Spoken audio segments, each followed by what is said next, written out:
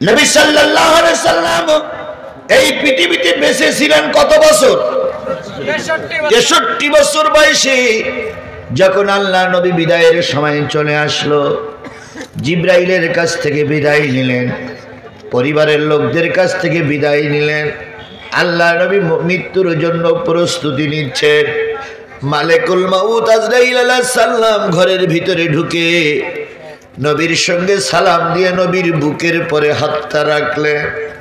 আল্লাহর নবী মালিকুল মউতের হাতখানা ধরে বলতেছে, মালিকুল মউত ভাই আমার, মনে হলো গোটা পৃথিবীর সব পাহাড়গুলো তুমি আমার বুকের উপরে চাপিয়ে দিয়েছো।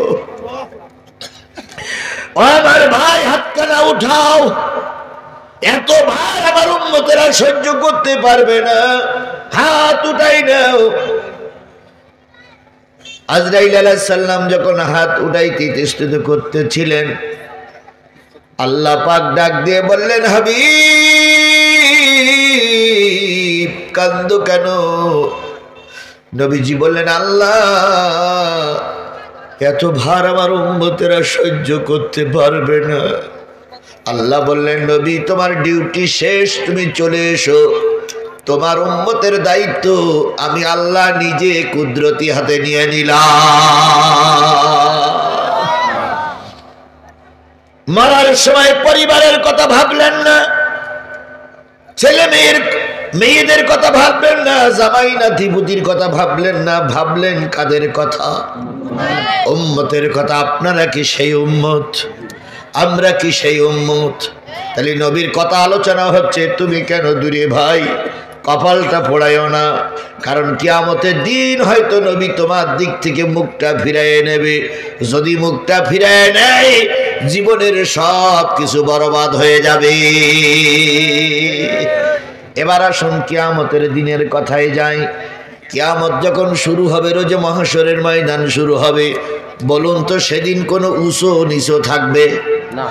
গাছপালা থাকবে, সাগর নদী থাকবে, গোটা পৃথিবী কি হয়ে যাবে? এখানে বসেই কাবা ঘর দেখা যাবে। কাবা ঘরের পাশেই আল্লাহ পাক আরশে আজিম, তার আরশ বসাই নেবেন, তার আরশ বসাবেন, তার চেয়ার বসাবেন। এবার মালিকুল মউত আজরাইল জিবরিল মিকাইলকে উঠাইয়ে বলবে, আমার নবীর কাছে যাও, আমার নবীকে তোমরা আমার সামনে নিয়ে এসো। নবী আমার সামনে না আসা পর্যন্ত আমি আল্লাহ বিচার শুরু করব। সব ফেরেশতারা চলে যাবে, নবীজির কবরের পাশে যেই বলবে, ইয়া রাসূলুল্লাহ, আল্লাহ আপনাকে সালাম জানিয়েছেন, আল্লাহ আপনাকে সালাম জানিয়েছেন, আপনি দয়া করে রোজে মহাশরের ময়দানে চলুন। আল্লাহর নবী কবরের মাঝখান থেকে ফাঁক হয়ে যাবে। নবী মাথা উঁচু করে দেখবে, রোজে মহাশরের ময়দানে কোনো লোক নাই, একদম ফাঁকা আর ফাঁকা। আল্লাহ নবী বলবেন, ও জিবরিল, ও জিবরিল, ও জিবরিল, তুমি চলে যাও, আমি রোজে মহাশরের ময়দানে যাব না। আমার সব উম্মতগুলোরে জাহান্নামে দিয়ে আল্লাহ আমাকে দরবারে ডেকেছে, আমি যাব না। আল্লাহ নিজেই ডাক দিয়ে বলবে, হাবিব, ওহুদে মার খেয়েছো, তায়েফে রক্ত দিয়েছো, বদরের প্রান্তরে রক্ত দিয়েছো, সারা জীবন তুমি চোখের পানি ফেলাই কেঁদেছো। আমি আল্লাহ আজকে তোমার আর কাঁদাবো না। তুমি যার জন্য সুপারিশ করবে, আমি আল্লাহ তারে মাফ করে জান্নাতে নিয়ে যাব। ও বন্ধুরা, নবীর সুপারিশ কি আমাদের দরকার আছে? জোরে বলেন, নবীর সুপারিশ আমাদের দরকার আছে?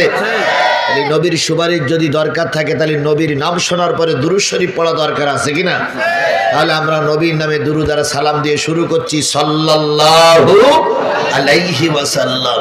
রাসূল আমার ভালোবাসা, রাসূল আমার আলো আশা, রাসূল আমার প্রেম বিরহের মূল আলোচনা, রাসূল আমার কাজে কর্মের অনুপ্রেরণা, রসুল আমার ভালোবাসা। নেতার মতন নেতা আমি পাই না যখন খুঁজে, কান্দি এবং কান্দি শুধু এই দুটি চোখ বুজে। তখন তোমার বদর উহুদ যোগায় মন্ত্রণা,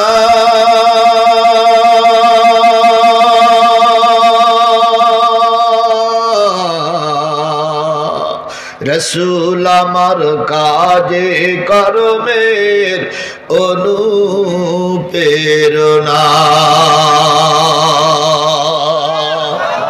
সেই রসুলের নামে আবারও দুরূদ আর সালাম সাল্লাল্লাহু।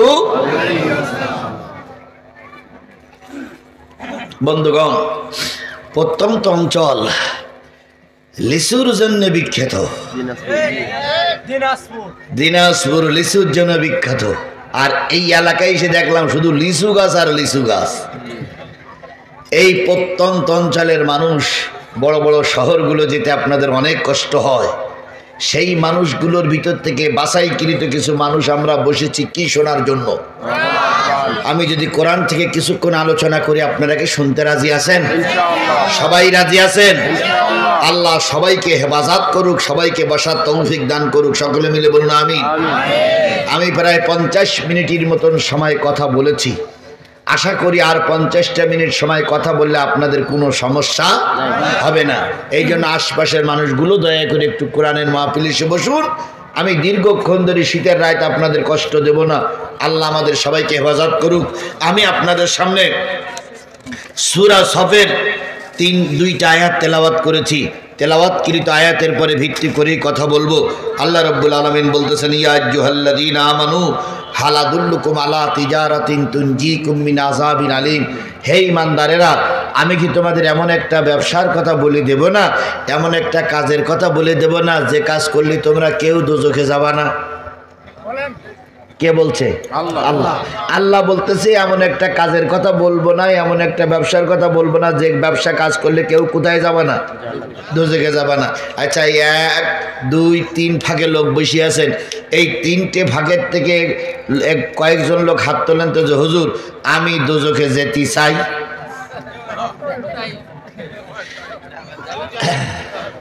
কেউ দোজখে যেতে চায়? চাই না। আচ্ছা বলুন, দোজখে যেতে চান না, মার মেরিয়েছেন, আব্বারে বাড়ির থেকে বের করে দিয়েছেন, এইরকম কোনো লোক থাকলে একটু হাত তোলেন তো। কেন?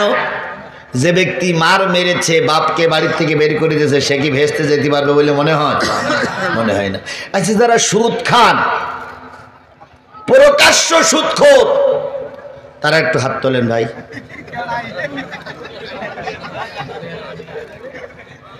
নেই? তাহলে তো এই এলাকার লোক এমনি ভালো ভাই, তাহলে এখানে ওয়াজ দেওয়ার কোনো দরকার নেই। আমার মাওলানা ভাই বলছে সুদখোর আছে কিন্তু হাত উঠাবে না। কেন? শরম পায়, লজ্জা পায়। এই মানুষগুলোর সামনে যদি হাত উঠাই, ভিডিওওয়ালারা ভিডিও করবে, জাতি জানবে সুদখোর। ও আমার জাতি, সামান্য 200 300 400 মানুষের সামনে লজ্জা পাইতে ভয় পান, আর কিয়ামতের দিন কোটি কোটি মানুষের সামনে সুদখোরদের আলাদা বিচার করা হবে। কোন সুদখোর জান্নাতে যেতে পারবে না। সেদিন লজ্জাটা কেমন লাগবে রে ভাই। এই জন্য আজকের মাহফিল থেকে তওবা করে ফিরে আসেন, আর কখনো সুদ খাবো না।